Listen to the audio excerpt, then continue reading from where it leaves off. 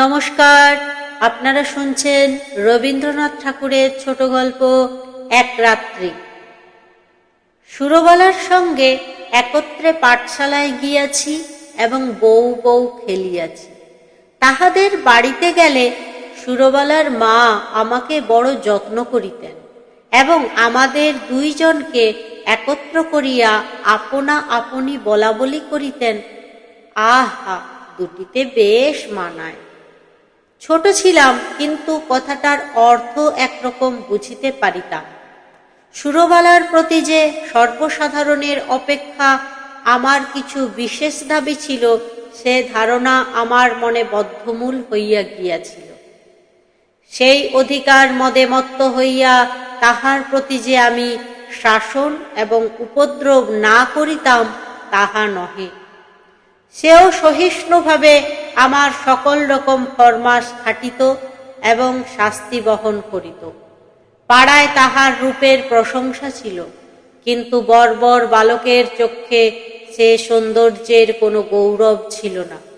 আমি কেবল জানিতাম সুরবালা আমারই প্রভুত্ব স্বীকার করিবার জন্য পিতৃগৃহে জন্মগ্রহণ করিয়াছে। এই জন্য সে আমার বিশেষ রূপ অবহেলার পাত্র। আমার পিতা চৌধুরী জমিদারের নায়েব ছিলেন। তাহার ইচ্ছা ছিল আমার হাতটা পাকিলেই আমাকে জমিদারি সেরেস্তার কাজ শিখাইয়া একটা কোথাও গোমস্তাগিরিতে প্রবৃত্তি করাইয়া দিবেন। কিন্তু আমি মনে মনে তাহাতে নারাজ ছিলাম। আমাদের পাড়ার নীলরতন যেমন কলিকাতায় পালাইয়া লেখাপড়া শিখিয়া কালেক্টর সাহেবের নাজির হইয়াছে, আমারও জীবনের লক্ষ্য সেইরূপ অত্যুচ্চ ছিল। কালেক্টরের নাজির না হইতে পারিত, জজ আদালতের হেড ক্লার্ক হইব, ইহা আমি মনে মনে নিশ্চয় স্থির করিয়া রাখিয়াছিলাম। সর্বদাই দেখিতাম আমার বাপ উক্ত আদালত জীবীদিগকে অত্যন্ত সম্মান করিতেন।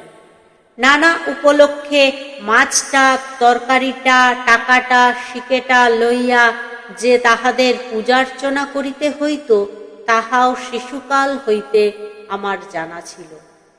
এই জন্য আদালতের ছোট কর্মচারী, এমনকি পেয়াদাগুলাকে পর্যন্ত হৃদয়ের মধ্যে খুব একটা সম্ভ্রমের আসন দিয়াছিলাম। ইহারা আমাদের বাংলাদেশের পূজ্য দেবতা। ৩৩ কোটির ছোট ছোট নূতন সংস্করণ। বৈষয়িক সিদ্ধিলাভ সম্বন্ধে স্বয়ং সিদ্ধিদাতা গণেশ অপেক্ষা ইহাদের প্রতি লোকের আন্তরিক নির্ভর ঢের বেশি। সুতরাং পূর্বে গণেশের যাহা কিছু পাওনা ছিল, আজকাল ইহারাই তাহা সমস্ত পাইয়া থাকেন। আমিও নীলরতনের দৃষ্টান্তে উৎসাহিত হইয়া একসময় বিশেষ সুবিধাযোগে কলিকাতায় পালাইয়া গেলাম। প্রথমে গ্রামের একটি আলাপি লোকের বাসায় ছিলাম। তাহার পরে বাপের কাছ হইতে কিছু কিছু অধ্যয়নের সাহায্য পাইতে লাগিলাম। লেখাপড়া যথানিয়মে চলিতে লাগিল। ইহার উপরে আবার সভা সমিতিতেও যোগ দিতাম। দেশের জন্য হঠাৎ প্রাণ বিসর্জন করা যে আশু আবশ্যক, এ সম্বন্ধে আমার সন্দেহ ছিল না। কিন্তু কি করিয়া উক্ত দুঃসাধ্য কাজ করা যাইতে পারে আমি জানিতাম না, এবং কেহ দৃষ্টান্তও দেখাইত না। কিন্তু তাহা বলিয়া উৎসাহের কোনো ত্রুটি ছিল না। আমরা পাড়াগেয়ে ছেলে, কলিকাতার ইচড়ে পাকা ছেলের মতো সকল জিনিসকেই পরিহাস করিতে শিখি নাই। সুতরাং আমাদের নিষ্ঠা অত্যন্ত দৃঢ় ছিল। আমাদের সভার কর্তৃপক্ষীয়রা বক্তৃতা দিতেন, আর আমরা চাঁদার খাতা লইয়া না খাইয়া দুপুর রৌদ্রে টো টো করিয়া বাড়ি বাড়ি ভিক্ষা করিয়া বেড়াইতাম। রাস্তার ধারে দাঁড়াইয়া বিজ্ঞাপন বিলি করিতাম। সভাস্থলে গিয়া বেঞ্চি চৌকি সাজাইতাম। দলপতির নামে কেহ একটা কথা বলিলে কোমর বাঁধিয়া মারামারি করিতে উদ্যত হইতাম। শহরের ছেলেরা এই সব লক্ষণ দেখিয়া আমাদিগকে বাঙাল বলিত। নাজির সেরেস্তাদার হইতে আসিয়াছিলাম, কিন্তু মার্সিনি গ্যারিবাল্ডি হইবার আয়োজন করিতে লাগিলাম। এমন সময় আমার পিতা এবং সুরবালার পিতা একত্রে হইয়া সুরবালার সহিত আমার বিবাহের জন্য উদ্যোগী হইলেন। আমি 15 বৎসর বয়সের সময় কলিকাতায় পালাইয়া আসি, তখন সুরবালার বয়স 8, এখন আমি 18। পিতার মতে আমার বিবাহের বয়স ক্রমে উত্তীর্ণ হইয়া যাইতেছে, কিন্তু এদিকে আমি মনে মনে প্রতিজ্ঞা করিয়াছি আজীবন বিবাহ না করিয়া স্বদেশের জন্য মরিব। বাপকে বলিলাম, বিদ্যাভ্যাস সম্পূর্ণ সমাধা না করিয়া বিবাহ করিব না। 2-4 মাসের মধ্যে খবর পাইলাম উকিল রামলোচন বাবুর সহিত সুরবালার বিবাহ হইয়া গিয়াছে। পতিত ভারতের চাঁদা আদায় কার্যে ব্যস্ত ছিলাম। এ সংবাদ অত্যন্ত তুচ্ছ বোধ হইল। এন্ট্রেন্স পাস করিয়াছি, ফার্স্ট ক্লাস দিব, এমন সময় পিতার মৃত্যু হইল। সংসারে কেবল আমি একা নই, মাতা এবং 2 ভগিনী আছেন। সুতরাং কলেজ ছাড়িয়া কাজের সন্ধানে ফিরিতে হইল। বহু চেষ্টায় নৌয়াখালী বিভাগের একটা ছোট শহরে এন্ট্রেন্স স্কুলের সেকেন্ড মাস্টারি পদ প্রাপ্ত হইলাম। মনে করিলাম আমার উপযুক্ত কাজ পাইয়াছি। উপদেশ এবং উৎসাহ দিয়া একটি ছাত্রকে ভাবি ভারতের একটি সেনাপতি করিয়া তুলিব। কাজ আরম্ভ করিয়া দিলাম। দেখিলাম ভাবি ভারতবর্ষ অপেক্ষা আসন্ন এক্সামিনের তাড়া ঢের বেশি। ছাত্রদিগকে গ্রামার এলজেব্রার বহির্ভূত কোনো কথা বলিলে হেডমাস্টার রাগ করে। মাস 2 মধ্যে আমারও উৎসাহ নিস্তেজ হইয়া আসিল। আমাদের মতো প্রতিভাহীন লোক ঘরে বসিয়া নানারূপে কল্পনা করে, অবশেষে কার্যক্ষেত্রে নামিয়া ঘাড়ে লাঙল বহিয়া পশ্চাৎ হইতে লেজমলা খাইয়া নতশিরে সহিষ্ণুভাবে প্রাত্যহিক মাটি ভাঙার কাজ করিয়া সন্ধ্যাবেলায় 1 পেট জাবনা খাইতে পাইলেই সন্তুষ্ট থাকে। লম্ফে ঝম্পে আর উৎসাহ থাকে না। অগ্নিদাহের আশঙ্কায় একজন করিয়া মাস্টার স্কুলের ঘরেতেই বাস করিত। আমি একা মানুষ, আমার উপরেই সেই ভার পড়িয়াছিল। স্কুলের বড় 8 চালার সংলগ্ন একটি চালায় আমি বাস করিতাম। স্কুল ঘরটি লোকালয় হইতে কিছু দূরে একটি বড় পুষ্করিণীর ধারে।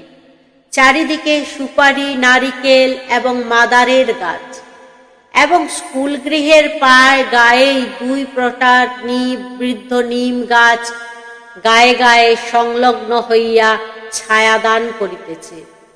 একটা কথা এতদিন উল্লেখ করি নাই, এবং এতদিন উল্লেখযোগ্য বলিয়া মনে হয় নাই। এখানকার সরকারি উকিল রামলোচন রায়ের বাসা আমাদের স্কুল ঘরের অনতি দূরে, এবং তাহার সঙ্গে তাহার স্ত্রী আমার বাল্যসখী সুরবালা ছিল, তাহা আমার জানা ছিল। রামলোচন বাবুর সঙ্গে আমার আলাপ হইল। সুরবালার সহিত বাল্যকালে আমার জানাশোনা ছিল, তাহা রামলোচন বাবু জানিতেন কিনা জানি না। আমিও নতুন পরিচয়ে সে সম্বন্ধে কোনো কথা বলা সঙ্গত বোধ করিলাম না, এবং সুরবালা যে কোনো কালে আমার জীবনের কোনো রূপে জড়িত ছিল সে কথা আমার ভালো করিয়া মনে উদয় হইল না। একদিন ছুটির দিনে রামলোচন বাবুর বাসায় তাহার সহিত সাক্ষাৎ করিতে গিয়াছি। মনে নাই কি বিষয়ে আলোচনা হইতেছিল, বোধ করি বর্তমান ভারতবর্ষের দুরবস্থা সম্বন্ধে। তিনি যে সেজন্য বিশেষ চিন্তিত এবং ম্রিয়মাণ ছিলেন তাহা নহে, কিন্তু বিষয়টা এমন যে তামাক টানিতে টানিতে এ সম্বন্ধে ঘণ্টা দেড়েক অনর্গল শখের দুঃখ করা যাইতে পারে। এমন সময়ে পাশের ঘরে অত্যন্ত মৃদু একটি চুড়ির ঠুংঠাং, কাপড়ের একটুখানি খসখস এবং পায়ের একটুখানি শব্দ পাইতে লাগিলাম। বুঝিতে পারিলাম জানলার ফাঁক দিয়া কোনো কৌতূহলপূর্ণ নেত্র আমাকে নিরীক্ষণ করিতেছে। তৎক্ষণাৎ দুখানি চোখ আমার মনে পড়িয়া গেল, বিশ্বাস, সরলতা এবং শৈশব প্রীতিতে ঢলঢল দুখানি বড় বড় চোখ, কালো কালো তারা, নব ঘন কৃষ্ণ পল্লব, স্থির স্নিগ্ধ দৃষ্টি। সহসা হৃৎপিণ্ডকে কে যেন একটা কঠিন মুষ্টির দ্বারা চাপিয়া ধরিল এবং বেদনায় ভিতরটা টনটন করিয়া উঠিল।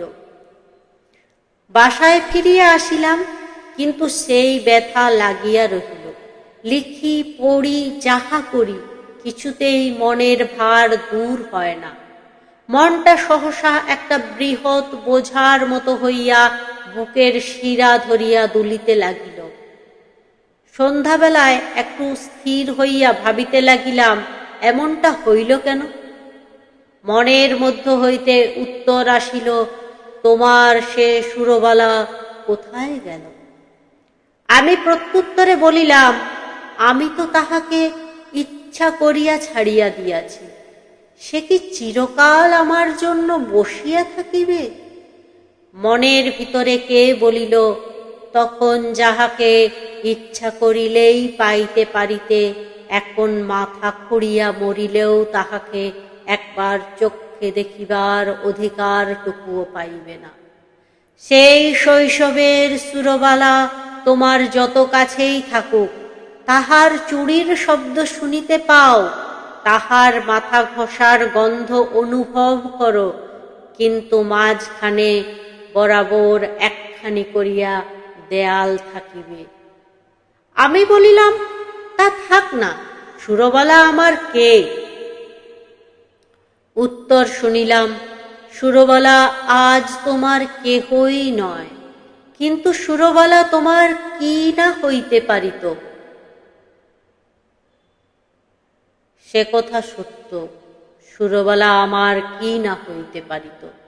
আমার সবচেয়ে অন্তরঙ্গ, আমার সবচেয়ে নিকটবর্তী, আমার জীবনের সমস্ত সুখ দুঃখ ভাগিনী হইতে পারিত। সে আজ এত দূর, এত পর, আজ তাহাকে দেখা নিষেধ। তাহার সঙ্গে কথা কওয়া দোষ, তাহার বিষয়ে চিন্তা করা পাপ। আর একটা রামলোচন কোথাও কিছু নাই হঠাৎ করিয়া আসিয়া উপস্থিত, কেবল গোটা দুয়েক মন্ত্র পড়িয়া সুরবালাকে পৃথিবীর আর সকলের নিকট হইতে এক মুহূর্তে ছো মারিয়া লইয়া গেল। আমি মানব সমাজে নতুন নীতি প্রচার করিতে বসি নাই, সমাজ ভাঙিতে আসি নাই, বন্ধন ছিঁড়িতে চাই না। আমি আমার মনের প্রকৃত ভাবটা ব্যক্ত করিতেছি মাত্র।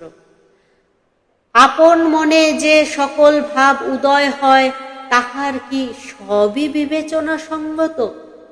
রামলোচনের গৃহভিত্তির আড়ালে যে সুরবালা বিরাজ করিতেছিল, সে যে রামলোচনের অপেক্ষা বেশি করিয়া আমার, একথা আমি কিছুতেই মন হইতে তাড়াইতে পারিতেছিলাম না। এরূপ চিন্তা নিতান্ত অসঙ্গত এবং অন্যায়, তাহা স্বীকার করি, কিন্তু অস্বাভাবিক নহে। এখন হইতে আর কোনো কাজে মনোসংযোগ করিতে পারি না।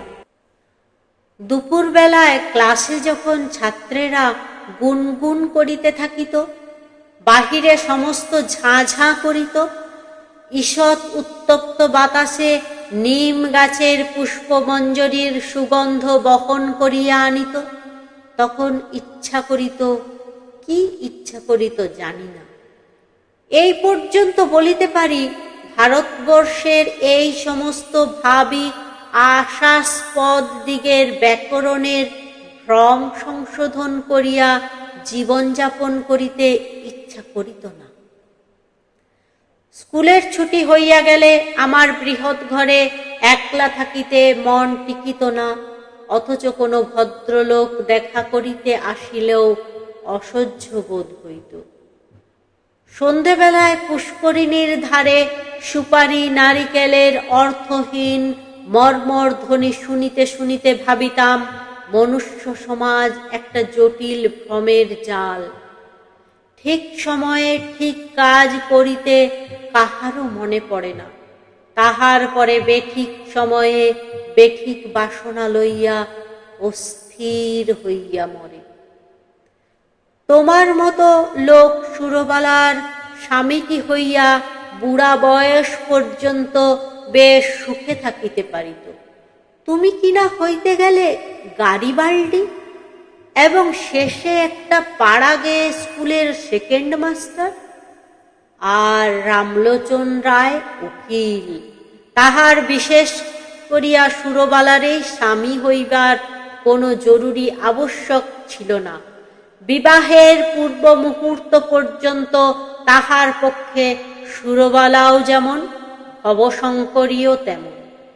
সেই কিনা কিছুমাত্র না ভাবিয়া চিন্তিয়া বিবাহ করিয়া সরকারি উকিল হইয়া দিব্য 5 টাকা রোজগার করিতেছে।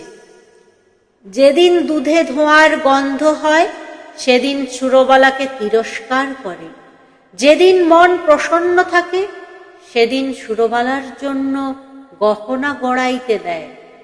বেশ মোটাসোটা চাপকান পরা কোনো অসন্তোষ নাই। পুষ্করিণীর ধারে বসিয়া আকাশের তারার দিকে চাহিয়া কোনোদিন হা হুতাশ করিয়া সন্ধ্যা যাপন করে না। রামলোচন একটা বড় মোকদ্দমায় কিছুকালের জন্য অন্যত্র গিয়াছে। আমার স্কুল ঘরে আমি যেমন একলা ছিলাম, সেদিন সুরবালার ঘরেও সুরবালা বোধ করি এইরূপ একা ছিল। মনে আছে সেদিন সোমবার, আকাশ হইতে মেঘাচ্ছন্ন বৃষ্টি পড়িতেছে। বেলা 10টা হইতে টিপ টিপ করিয়া বৃষ্টি পড়িতে আরম্ভ করিল। আকাশের ভাবগতিক দেখিয়া হেডমাস্টার সকাল সকাল স্কুলের ছুটি দিলেন। খণ্ড খণ্ড কালো মেঘ যেন একটা কি মহা আয়োজনে সমস্ত দিন আকাশময় আনাগোনা করিয়া বেড়াইতে লাগিল। তাহার পরদিন বিকালের দিকে মুষলধারে বৃষ্টি এবং সঙ্গে সঙ্গে ঝড় আরম্ভ হইল। যত রাত্রি হইতে লাগিল বৃষ্টি এবং ঝড়ের বেগ বাড়িতে চলিল। প্রথমে পূর্ব দিক হইতে বাতাস বহিতেছিল, ক্রমে উত্তর ও উত্তর পূর্ব দিয়া বহিতে লাগিল। এ রাত্রে ঘুমাইবার চেষ্টা বৃথা। মনে পড়িল এই দুর্যোগে সুরবালা ঘরে একলা আছে। আমাদের স্কুল ঘর তাহাদের ঘরের অপেক্ষা অনেক মজবুত। কতবার মনে করিলাম তাহাকে স্কুল ঘরে ডাকিয়া আনিয়া আমি পুষ্করিণীর পাড়ের উপর রাত্রি যাপন করিব, কিন্তু কিছুতেই মন স্থির করিয়া উঠিতে পারিলাম না। রাত্রি যখন 1টা-1:30 হইবে, হঠাৎ বানের ডাক শোনা গেল। সমুদ্র ছুটিয়া আসিতেছে, ঘর ছাড়িয়া বাহির হইলাম। সুরবালার বাড়ির দিকে চলিলাম। পথে আমাদের পুষ্করিণীর পড়ে। সে পর্যন্ত যাইতে না যাইতে আমার হাঁটু জল হইল। পাড়ের উপর যখন উঠিয়া দাঁড়াইলাম, তখন দ্বিতীয় আর একটি তরঙ্গ আসিয়া উপস্থিত হইল। আমাদের পুকুরের পাড়ের একটা অংশ প্রায় 10-11 হাত উঁচু হইবে। পাড়ের উপরে আমি যখন উঠিলাম, বিপরীত দিক হইতে আর একটি লোকও উঠিল। লোকটি কে তাহা আমার সমস্ত অন্তরাত্মা আমার মাথা হইতে পা পর্যন্ত বুঝিতে পারিল, এবং সেও যে আমাকে জানিতে পারিল তাহাতে আমার সন্দেহ নাই। আর সমস্ত জলমগ্ন হইয়া গেছে, কেবল হাত ৫-৬ দ্বীপের উপর আমরা দুটি প্রাণী আসিয়া দাঁড়াইলাম। তখন প্রলয়কাল, তখন আকাশে তারার আলো ছিল না, এবং পৃথিবীর সমস্ত প্রদীপ নিভিয়া গেছে। তখন একটা কথা বলিলেও ক্ষতি ছিল না, কিন্তু একটা কথাও বলা গেল না। কেহ কাহাকেও একটা কুশল প্রশ্ন করিল না। কেবল দুইজনে অন্ধকারের দিকে চাহিয়া রহিলাম।